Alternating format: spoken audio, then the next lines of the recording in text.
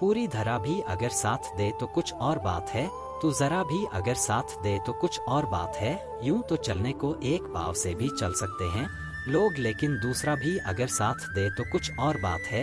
जय श्री कृष्णा मित्रों, स्वागत है आपको ज्ञानवर्धक स्पिरिचुअल और मोटिवेशनल वीडियोस। आप सुन रहे हैं श्रीमद् भगवत गीता की एक शानदार सीरीज जिसका नाम है भगवत गीता की सीख। और आज हम जानेंगे कि श्रीमद् भगवत गीता के 10वें अध्याय से क्या सीखा जा सकता है। मित्रों, भगवत गीता के अब तक के जितने अध्यायों का हमने वर्णन किया है उनमें यह अध्याय सबसे महत्वपूर्ण है, क्योंकि इसमें भगवान अपने रूप का मनमोहक वर्णन करते हैं जिसे आपको बेहद ही ध्यान से मन लगाकर सुनना चाहिए, क्योंकि इस अध्याय को सुनकर आपके मन में भगवान के प्रति भक्ति और प्रेम का संचार अवश्य होगा। इस वीडियो में हम बात करेंगे 10वें अध्याय के सार की बहुत ही सरल भाषा और आसान से शब्दों में। मित्रों, अधूरा ज्ञान हमारे किसी काम का नहीं होता, इसलिए वीडियो को पूरा अंत तक देखें। और इस वीडियो से आपने क्या सीखा, वीडियो के अंत में कमेंट करके अवश्य बताएं। अगर आप इस चैनल पर पहली बार आए हैं तो चैनल को सब्सक्राइब करना ना भूले। श्रीमद् भगवत गीता के 9वें अध्याय में हमने जाना कि भगवान की परम महिमा क्या है। जब हम अलग अलग देवताओं की पूजा करते हैं तो उसे क्या होता है, क्या एक पापी भी भगवान की भक्ति कर सकता है, और मनुष्य जीवन का परम लक्ष्य क्या है। श्रीमद् भगवत गीता के 10वें अध्याय में हम जानेंगे कि क्या भगवान का कोई रूप होता है, भगवान कहाँ कहाँ और किस किस रूप में रहते हैं, क्या मनुष्य के लिए भगवान को पूरा जा पाना संभव है। तो चलिए विस्तार से जानते हैं श्रीमद् भगवत गीता के 10वें अध्याय से मिलने वाली सीख और शिक्षाओं के बारे में। मित्रों, वैसे तो आपने बहुत बार सुना है कि भगवान ऐसे हैं, भगवान वैसे हैं, यहाँ है वहाँ है, हर जगह है। आज इस 10वें अध्याय में हम इसको जरा बारीकी से जानेंगे। इस अध्याय के प्रारंभ में भगवान श्री कृष्ण अर्जुन से कहते हैं कि भूय एव महाबाहो न मे परम वचते प्रियमाणे वक्ष्यामि हित काम में यया, अर्थात हे महाबाहु अर्जुन, अब आगे मेरे सभी दिव्य उपदेशों को पुनः सुनो, क्योंकि तुम मेरे प्रियस हो और मुझसे प्रेम करते हो, इसलिए मैं तुम्हारे कल्याण के लिए तुम्हें इन्हें प्रकट करूंगा। इस श्लोक में भगवान श्री कृष्ण अर्जुन को कहते हैं कि जो मेरे परम रहस्य युक्त वचन है उनको दोबारा सुनो। दोबारा इसलिए सुनने के लिए कहते हैं क्योंकि जब तक भक्त उस आखिरी लक्ष्य तक नहीं पहुंचते, परम धाम तक नहीं पहुंचते, तब तक भक्त के गिरने का, लड़खड़ाने का खतरा बना रहता है। और जो बीच बीच में समस्याएं आती हैं उनसे भगवान अपने भक्त को पूरी तरह सचेत रखना चाहते हैं। भगवान कहते हैं, मेरे जन्म को कोई नहीं जानता, ना तो स्वर्ग के देवता और ना ही महान ऋषि मुनि मेरी उत्पत्ति या वैभव को जानते हैं, क्योंकि मैं ही सभी देवताओं और महान ऋषियों की उत्पत्ति का उद्गम हूँ। इस अध्याय में भगवान श्री कृष्ण ने अपनी भव्य और दीप्तिमान महिमा का वर्णन किया है, जिससे अर्जुन को भगवान में अपना ध्यान केंद्रित करने में सहायता मिल सके। 9वें अध्याय में श्री कृष्ण ने भक्ति योग या प्रेममय भक्ति की व्याख्या करते हुए अपने कुछ वैभव का वर्णन किया था। यहाँ इस अध्याय में वे अर्जुन के भीतर श्रद्धा और भक्ति को बढ़ाने के प्रयोजन से अपनी अनंत महिमा का पुनः वर्णन करते हैं। श्री कृष्ण बताते हैं कि वे सृष्टि में प्रकट प्रत्येक अस्तित्व का स्रोत है। मनुष्य में विविध प्रकार के गुण उन्हीं से उत्पन्न होते हैं। 7 महे 4 महान ऋषि और 14 मनु का जन्म उनके मन से हुआ, और बाद में संसार के सभी मनुष्य इनसे प्रकट हुए जो यह जानते हैं कि सबका उद्गम भगवान है। वे अगाध श्रद्धा के साथ उनकी भक्ति में तन्वीन रहते हैं। ऐसे भक्त उनकी महिमा की चर्चा कर पूर्ण संतुष्टि एवं मानसिक शांति प्राप्त करते हैं और अन्य लोगों को भी जागृत करते हैं, क्योंकि उनका मन भगवान में एकीकृत हो जाता है। इसलिए भगवान उनके हृदय में बैठकर उन्हें दिव्य ज्ञान प्रदान करते हैं ताकि वे उन्हें सुगमता से प्राप्त कर सके। श्री कृष्ण से यह सब सुनकर अर्जुन कहते हैं कि उसे पूर्ण रूप से भगवान की सर्वोच्च स्थिति का बोध हो गया है, और वह यह घोषणा करता है कि भगवान श्री कृष्ण संसार के परम स्वामी है। फिर वह भगवान से विनम्र अनुरोध करता है कि वे पुनः अपनी अनुपम महिमा का और अधिक से अधिक वर्णन करें, जिसका श्रवण करना अर्जुन के लिए अमृत के सेवन करने समान है। श्री कृष्ण प्रकट करते हैं क्योंकि वे ही सभी का आदि मध्य और अंत है, इसलिए सभी अस्तित्व उनकी शक्तियों की अभिव्यक्ति है। वे सौंदर्य, वैभव, शक्ति, ज्ञान और समृद्धि का अनंत महासागर है। जब हम कहीं किसी असाधारण ज्योति को देखते हैं जो हमारी कल्पना को हर्षोन्माद कर देती है और हमें आनंद में निमग्न कर देती है, तब हमें उसे और कुछ ना मानकर भगवान की महिमा का स्लिंग मानना चाहिए। वे ऐसे विद्युत ग्रह के समान है जहाँ से मानव जाति के साथ साथ ब्रह्मांड में सभी पदार्थ अपनी ऊर्जा प्राप्त करते हैं। तत्पश्चात शेष अध्याय में वे उन सभी श्रेष्ठ पदार्थों, व्यक्तियों और क्रियाओं का मनमोहक वर्णन करते हैं जो उनके विशाल वैभव को प्रदर्शित करते हैं।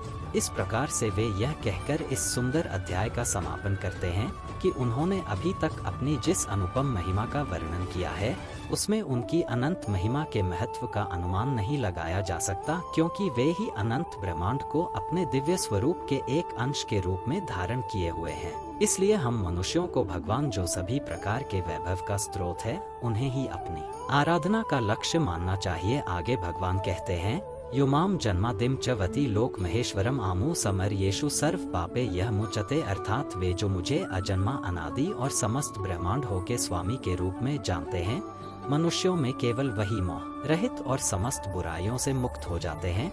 इस श्लोक में भगवान स्पष्ट करते हैं कि जो यह जानता है कि मैं कभी नहीं जन्म लेने वाला और कभी नहीं मरने वाला हूँ, वही सबसे बड़ा ज्ञानी है। श्री कृष्ण कहते हैं कि हे अर्जुन, जीवों में विविध प्रकार के गुण जैसे बुद्धि, ज्ञान, विचारों की स्पष्टता, क्षमा, सत्यता, इंद्रियों और मन पर नियंत्रण, सुख और दुख, जन्म मृत्यु, भय, निडरता, अहिंसा, समता, तुष्टि, तप, दान, यश और अपयश केवल मुझसे ही उत्पन्न होते हैं। अर्थात सृष्टि के सभी भाव वास्तव में मैं ही तो हूँ। इस संसार में जहाँ जहाँ जिसकी भी पूजा होती है वह वास्तव में मैं ही हूँ। जो लोग मुझ में मन और प्राणों को अर्पण करते हैं उनके अज्ञान के अंधकार को मैं ही ज्ञान के उजाले में रोशन करता हूँ। इस पर अर्जुन बोले कि हे जनार्दन, कृपया मुझे पुनः अपनी दिव्य महिमा, वैभव और अभिव्यक्तियों के संबंध में विस्तृत रूप में बताएं। मैं आपकी अमृत वाणी को सुनकर कभी तृप्त नहीं हो सकता। अर्जुन ने कहा, आप परम पुरुषोत्तम भगवान, परम धाम, परम शुद्ध, अविनाशी भगवान, आदि पुरुष, अजन्मा तथा महानतम है। नारद, अस्थि, देवल और व्यास जैसे महान ऋषि मुनि इस सत्य की पुष्टि करते हैं और अब आप स्वयं भी मुझे यही बात बता रहे हैं। प्रभु, कृपया विस्तार पूर्वक मुझे अपने दिव्य ऐश्वर्य से अवगत कराएं, जिनके द्वारा आप समस्त संसार में व्याप्त होकर उनमें रहते हो। हे योग के परम स्वामी, मैं आपको ज्यादा अच्छे से कैसे जान सकता हूँ और कैसे आपका मधुर चिंतन कर सकता हूँ। हे परम पुरुषोत्तम भगवान, ध्यान अवस्था के दौरान मैं किन किन रूपों में आपका स्मरण कर सकता हूँ। हे कृष्ण, आपने जो अभी तक खुद के बारे में मुझे बताया है उन सब बातों को तथा आपके द्वारा कहे गए सभी कथनों को पूर्णतया सत्य के रूप में मैं स्वीकार करता हूँ। आपकी बातें मेरा और ज्यादा मन मोह रही है। हे परम प्रभु, ना तो देवता और ना ही असुर आपके वास्तविक स्वरूप को समझ सकते हैं। आप ही खुद को पूरी तरह से जानते हैं, लेकिन फिर भी मैं आपको किस तरह से जानूं? कृपया करके अपनी शक्तियों और महिमाओं के बारे में भी बताइए। इस पर आनंदमय भगवान श्री कृष्ण बोले कि हे अर्जुन, वैसे तो मेरे विस्तार का कोई अंत नहीं है, लेकिन फिर भी अब मैं तुम्हें अपनी दिव्य महिमा का संक्षिप्त वर्णन करूंगा। हे श्रेष्ठ कुरुवंशी, इस वर्णन का कहीं भी कोई अंत नहीं। मेरी जो भी जानकारी तेरे लिए जानना जरूरी है उसे मैं तुझे बताता हूँ। मित्रों, इससे आगे भगवान अपनी अलौकिक और सुंदर महिमा का मनमोहक वर्णन सभी श्रेष्ठ पदार्थों, व्यक्तियों और क्रियाओं के माध्यम से करते हैं जो उनके विशाल वैभव को प्रदर्शित करते हैं। इसे आप बहुत ही ध्यान पूर्वक सुने। श्री कृष्ण कहते हैं कि हे अर्जुन, मैं सभी जीवित प्राणियों के हृदय में स्थित हूँ। मैं ही समस्त जीवों का आदि, मध्य और अंत हूँ। मैं विष्णु हूँ। प्रकाशमान पदार्थों में मैं सूर्य और चंद्रमा हूँ। वेदों में सामवेद, देवताओं में स्वर्ग का राजा इंद्र, इंद्रियों के बीच में मन और जीवित प्राणियों के बीच चेतना हूँ। रुद्र में मुझे शंकर जानो, यक्ष में मैं कुबेर हूँ, वस्व में मैं अग्नि हूँ और पर्वतों में मेरु हूँ। हे अर्जुन, पुरोहितों में मुझे बृहस्पति जानो और सेना नायकों में मैं कार्तिकेय हूँ और सभी जलाशयों में समुद्र हूँ। मैं महर्षियों में भगु हूँ, ध्वनियों में दिव्य ओम हूँ। मुझे यज्ञों में जपने वाला पवित्र नाम समझो। अचल पदार्थों में मैं हिमालय हूँ, वृक्षों में मैं बरगद का वृक्ष हूँ और ऋषियों में मैं नारद हूँ। गधों में मैं चित्ररथ हूँ, सिद्ध पुरुष में मैं कपिल मुनि हूँ। अश्व में मुझे उच्च शवा समझो, जो अमृत के लिए समुद्र मंथन के समय प्रकट हुआ था। हाथियों में मुझे गर्वित रावत समझो और मनुष्य में मैं राजा हूँ। शस्त्रों में मैं वज्र हूँ और गायों में कामधेनु हूँ। संतति के समस्त कारणों में मैं प्रेम का देवता कामदेव और सर्पों में वासुकी हूँ। जलचर में वरुण हूँ, पितरों में आर्यमा हूँ और नियमों के नियामक में मैं मृत्यु का देवता यमराज हूँ। दैत्यों में मैं प्रहलाद हूँ और दमन करताओं में मैं काल हूँ। पशुओं में मुझे सिंह मानो और पक्षियों में मुझे गरुड़ जानो। पवित्र करने वालों में मैं वायु हूँ और शस्त्र चलाने वालों में मैं भगवान श्री राम हूँ। जलीय जीवों में मगर और बहती नदियों में मैं गंगा हूँ। हे अर्जुन, मुझे समस्त सृष्टियों का आदि मध्य और अंत जान। सभी विद्याओं में मैं आध्यात्म विद्या हूँ और सभी तर्कों में मैं तार्किक निष्कर्ष हूँ। मैं सभी अक्षरों में प्रथम अक्षर आकार हूँ और व्याकरण के समास का द्वंद्व समास हूँ। मैं शाश्वत काल हूँ और सृष्टा में ब्रह्मा हूँ। मैं सर्वभक्षी मृत्यु हूँ और आगे भविष्य में होने वाले अस्तित्व को उत्पन्न करने वाला मूल मैं ही हूँ। स्त्रियों के गुणों में मैं कीर्ति, समृद्धि, मधुर वाणी, स्मृति, बुद्धि, साहस और क्षमा हूँ। सामवेद के में मुझे बृहत साम और छंदों में मुझे गायत्री मंत्र समझो। मैं 12 मासों में मार्ग, शीर्ष और ऋतुओं में पुष्प खिलाने वाली वसंत ऋतु हूँ। समस्त में मैं जुआ हूँ और तेजस्व में तेज हूँ। विजेताओं में विजय हूँ। संकल्प करताओं का संकल्प और धर्मात्माओं का धर्म हूँ। भूति योग ऋषि वंशों में मैं कृष्ण और पांडवों में अर्जुन हूँ। ऋषियों में मैं वेद व्यास और महान विचारकों में शुक्राचार्य हूँ। रहस्यों में मौन और बुद्धिमानों में उनका विवेक हूँ। मैं सभी प्राणियों का जनक बीज हूँ। कोई भी चर या अचर मेरे बिना नहीं रह सकता है। शत्रु विजेता, मेरी दिव्य विभूतियों का कोई अंत नहीं है। मैंने जो भी तुमसे कहा यह मेरी अनंत महिमा का सिर्फ संकेत मात्र है। तुम जिसे सौंदर्य, ऐश्वर्य और तेज के रूप में देखते हो उसे मेरे से उत्पन्न किंतु मेरे तेज का स्लिंग मानो। मित्रों, इस अध्याय के अंतिम श्लोक में भगवान कहते हैं कि हे अर्जुन, इस प्रकार के विस्तृत ज्ञान की क्या आवश्यकता है। मुझे पूरा जानना तेरे लिए किसी काम का नहीं है। केवल इतना समझ लो कि मैं अपने एक अंश मात्र से सकल सृष्टि में व्याप्त होकर उसे धारण करता हूँ। अर्थात यह संसार तो मेरे एक छोटे अंश मात्र से ही चलता है।